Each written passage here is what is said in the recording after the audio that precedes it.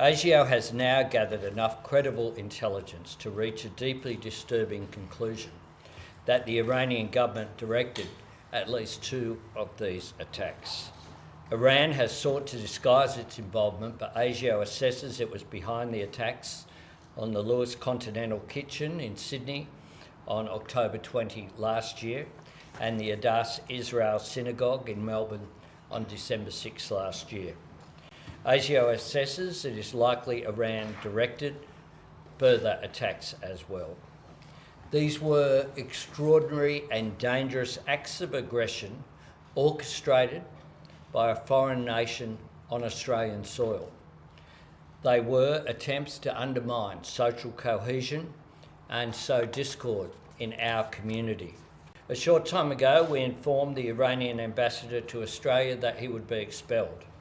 We have suspended operations at our embassy in Tehran, and all our diplomats are now safe in a third country.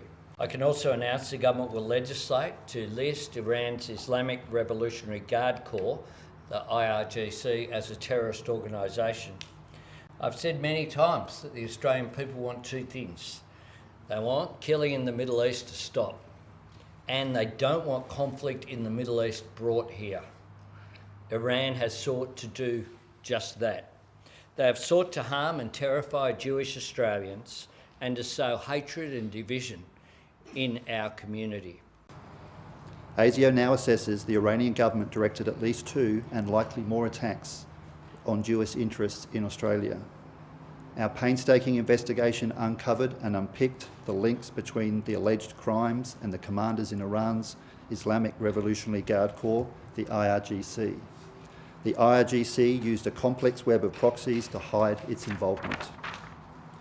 This is the sort of obfuscation and boundary blurring I warned about earlier this year.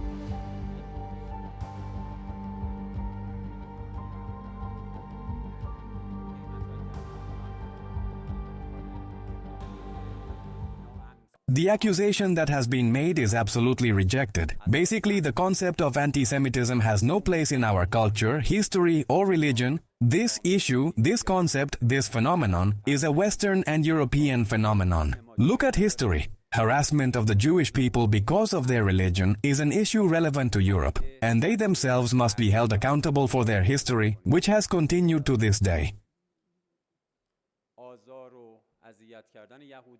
Unfortunately, in these cases, they resort to blame shifting to justify their anti-Iranian policies. What is clear is that this decision to close this embassy in Iran seems to have been influenced by the internal developments in Australia.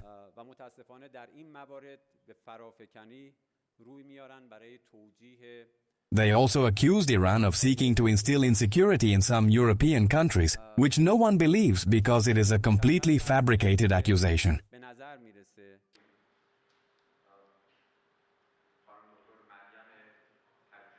It seems more likely that some Western countries are following a blame-shifting approach because there is a demand for serious action against the Zionist regime from both their own public opinion and the public opinion of the region, and for whatever reason they are unable to take effective action to stop the genocide. Apparently, the easiest thing to do is to accuse Iran of charges that have absolutely no real basis in order to divert public opinion from the realities in our region, the most important of which is the continuation of genocide and killing in the region. Public opinion in the region rightly considers the United States and some European countries, including those you mentioned, guilty and complicit in these crimes.